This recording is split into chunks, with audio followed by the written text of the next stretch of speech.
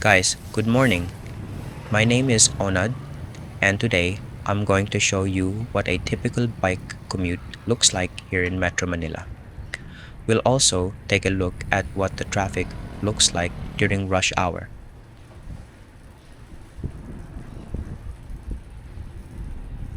It's past 7 a.m., and for today's ride, we're going to follow the same route I used to take about 2 years ago, back when my workplace was in Cubao, Quezon City. We'll start here in Taguig City, make our way to C5, then continue along EDSA until we reach our destination. Back then, just like now, I tried to commute to work by bike whenever I could. The biggest difference was that my old office was much farther away, so the ride took longer. But the upside was that I got a good workout just from getting to work. So today, come along with me as I relive my old commute and show you what it's really like to go to work on a bicycle here in Metro Manila.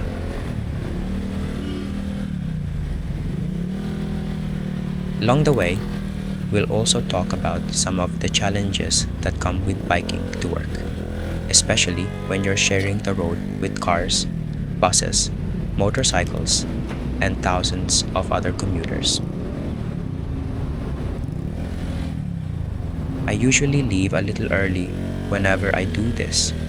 When everything goes smoothly, it takes around 45 minutes to an hour to reach my destination. But most of the time, I'll encounter heavy traffic somewhere.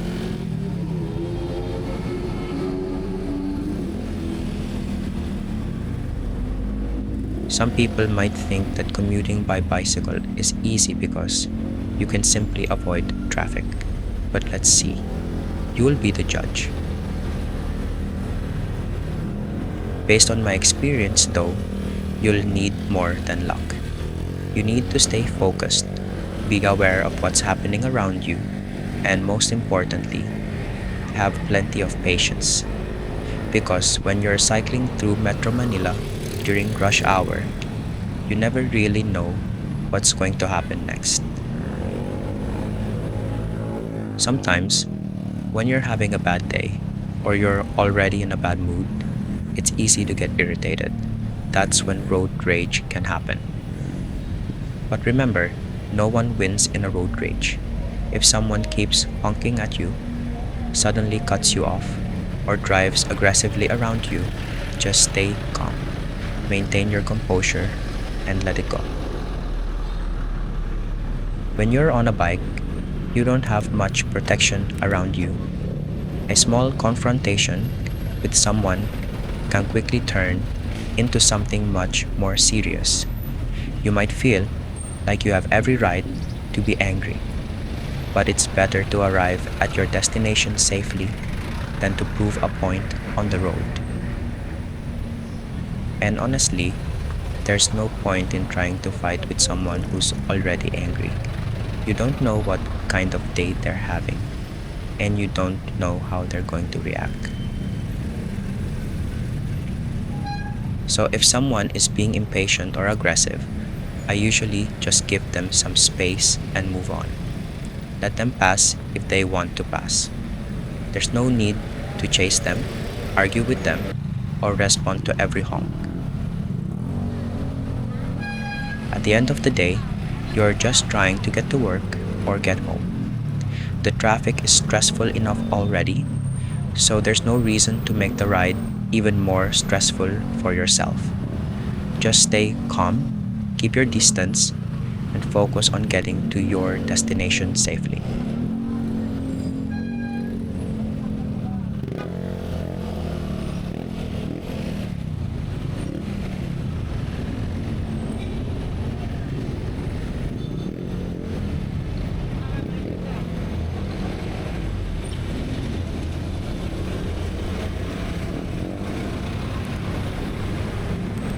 Now, let's talk about some of the challenges of commuting by bike.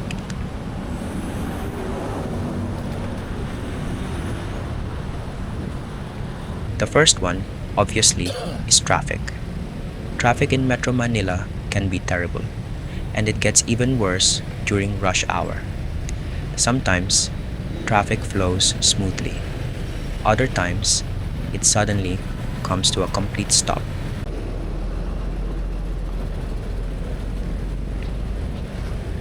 When traffic gets heavy, you have to share very limited road space with motorcycles, jeepneys, buses, private cars, delivery trucks, and sometimes even pedestrians.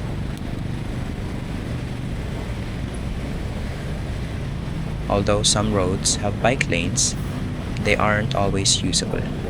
Sometimes they're occupied by parked vehicles or there's something blocking the way. When traffic gets heavy, motorcycles often use the bike lanes to get around, so even the bike lanes can become congested. Some cars simply drive or park in the bike lanes as if they don't exist. Because of that, you're often forced into the regular traffic lane.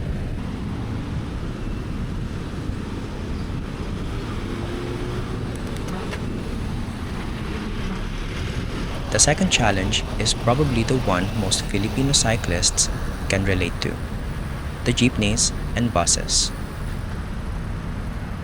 Don't get me wrong, they are an important part of public transportation in the Philippines, but from a cyclist's perspective, they can also be one of the biggest hazards.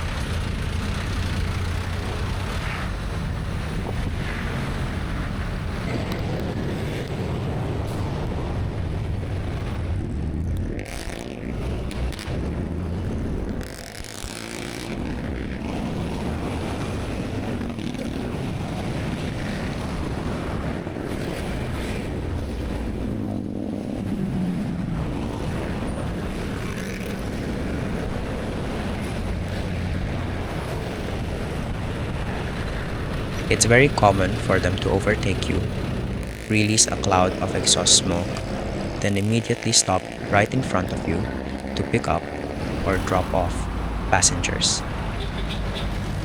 When that happens, you only have a split second to react. Do you brake suddenly? Do you move to the next lane? Do you wait for traffic to pass? If you swerve without checking, you might end up hitting or getting hit by another vehicle. If you brake too hard, someone behind you might hit you. Situations like these happen almost every day.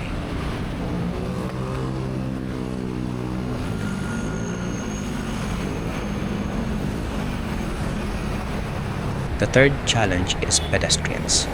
Oftentimes, when people are waiting for a ride, they stand directly in the bike lane. If you're not paying attention to what's ahead, you could easily end up crashing into someone. Others suddenly cross the street without looking, sometimes while distracted by their phones.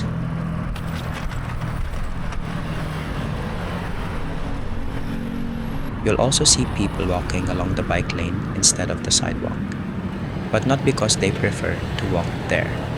The sidewalk itself is often blocked by parked vehicles, vendors, construction, or other obstacles. In some areas, sidewalks simply don't exist, leaving pedestrians with no choice but to walk along the bike lane. It's another reason why you can't simply maintain your speed and assume everyone around you knows you're coming. You have to anticipate their movements and be ready to slow down or stop when necessary.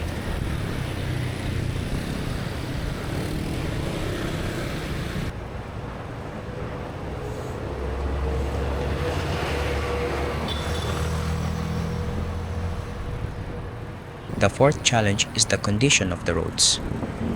Metro Manila has some pretty rough roads, and there are plenty of hazards you'll encounter while cycling, such as potholes, cracked pavement, uneven asphalt, construction, and metal covers.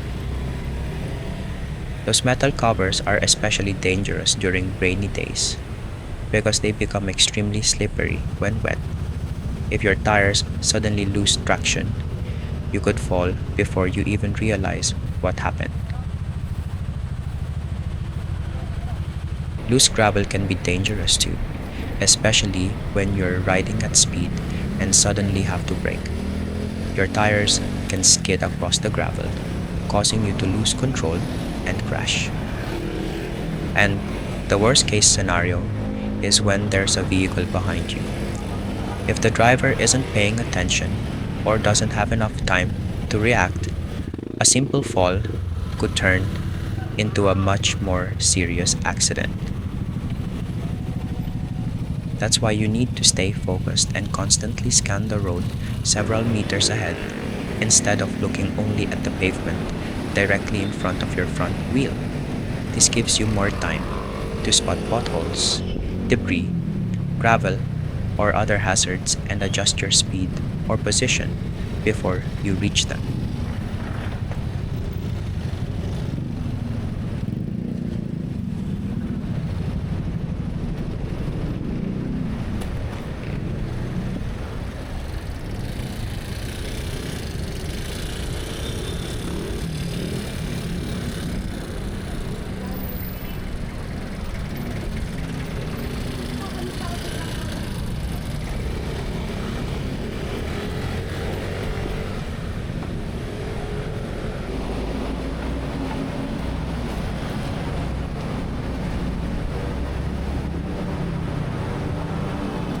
We're now entering EDSA, and considering that it's still rush hour, there's not much traffic today, which is actually pretty normal.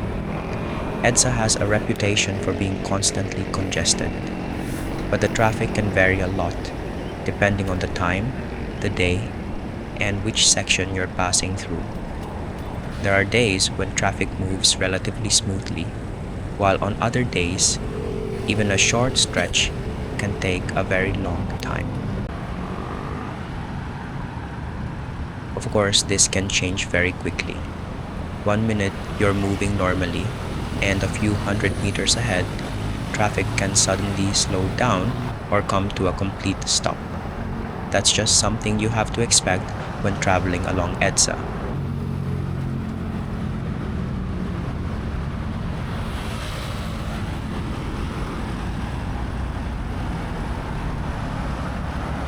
The fifth challenge is flat tires and unexpected mechanical issues.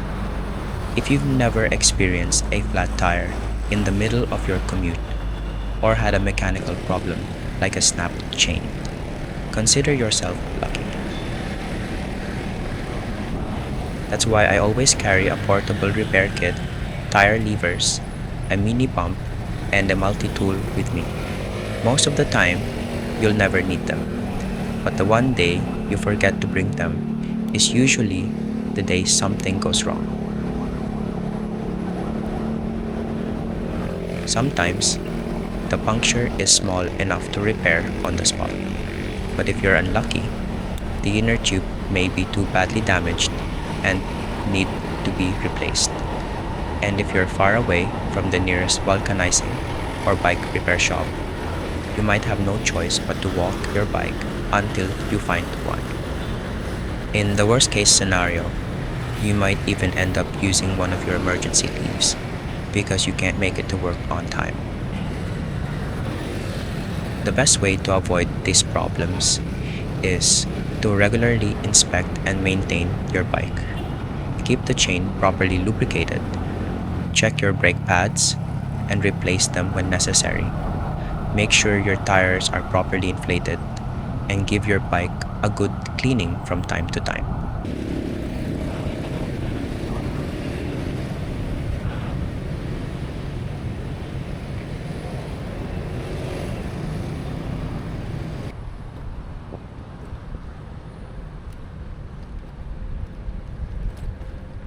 Alright, we're now in Araneta City, and on my right is SM Cubao. On the left, you can see Novotel and the Araneta Coliseum.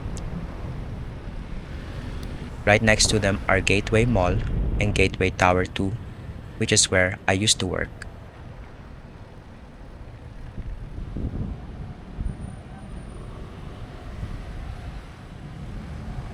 One thing I really like about this area is that when it comes to food, you have plenty of options beyond the food court.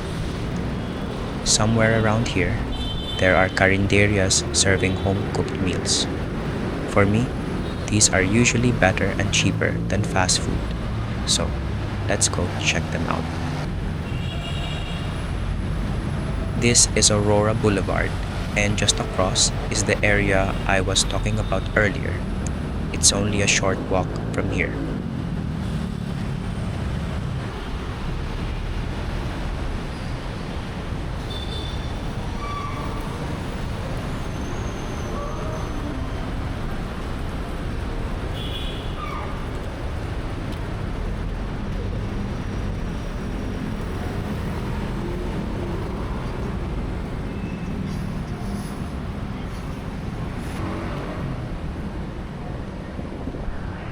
This street is also where you'll find some bars and nightclubs, along with plenty of budget hotels.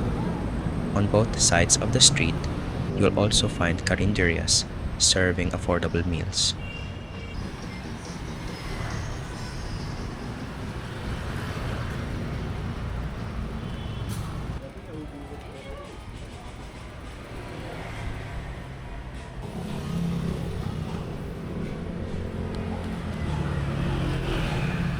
I'm actually getting hungry, and since I'm already here, I might as well grab some breakfast.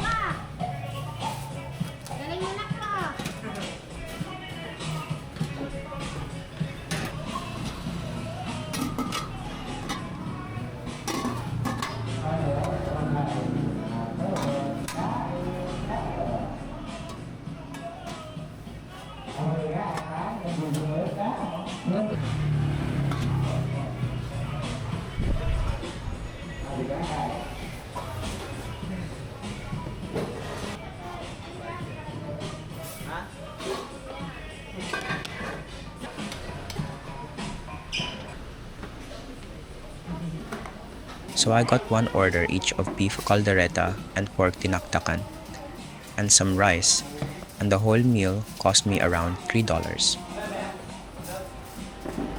You can find something cheaper at a fast food restaurant or food court, but for me, home cooked meals are much more satisfying. Plus, it gives you a chance to get outside and walk around after spending most of the day sitting in front of a computer. Alright, time to head home. I decided to take the EDSA route since the traffic doesn't look too bad today. I'll make my way back toward BGC and we can probably end the ride there.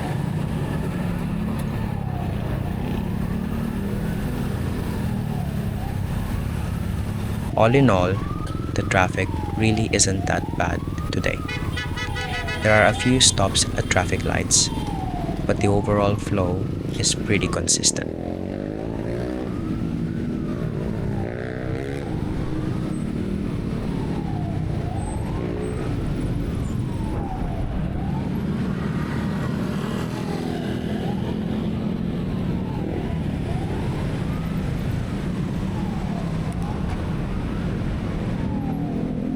There are still two challenges I haven't mentioned yet, and the sixth is the road design itself.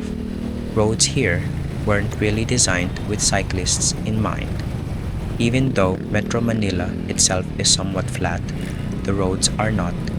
You'll encounter rolling roads, steep flyovers, narrow roads without shoulders, blind corners, and intersections where drivers are focused only on larger vehicles.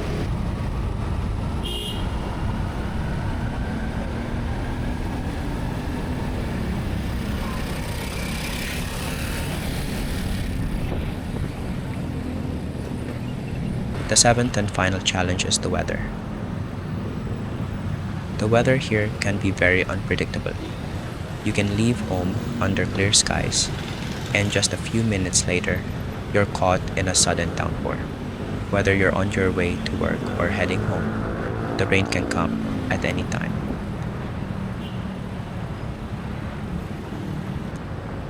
When it starts raining, everything becomes more difficult.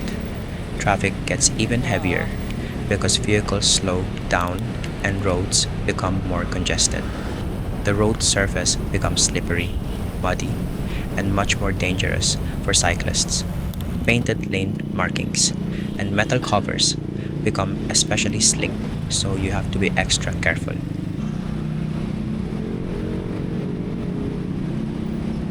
Rain gear can sometimes feel almost useless. Aside from being uncomfortable, even when the rain is relatively light, you can end up drenched in your own sweat because the gear traps heat and moisture inside.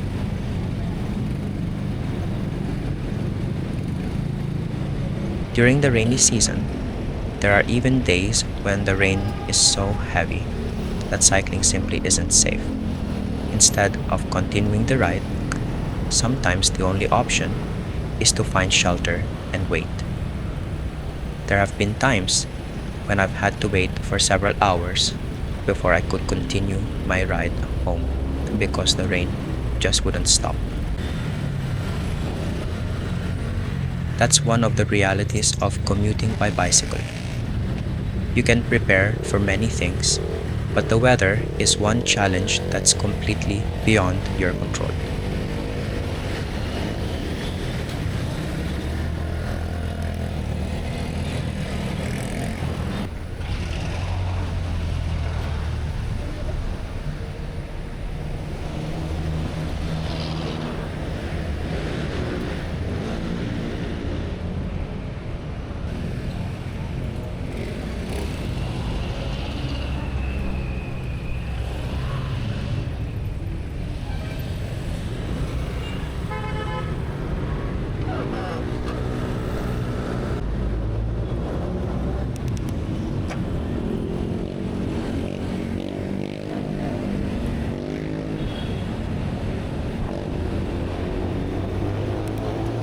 Alright, I think that's it for today's video. So, do you think you can survive the hustle and bustle of commuting to work by bike here in Metro Manila? Let me know your answer in the comments below. I hope you enjoyed coming along with me and seeing what my daily commute used to look like.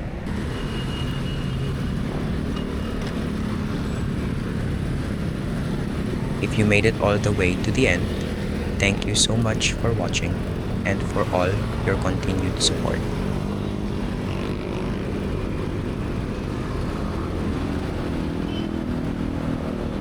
If you enjoyed this video, don't forget to leave a like, subscribe if you haven't already, and let me know in the comments. Would you consider commuting to work by bicycle, or is it something you'd never do?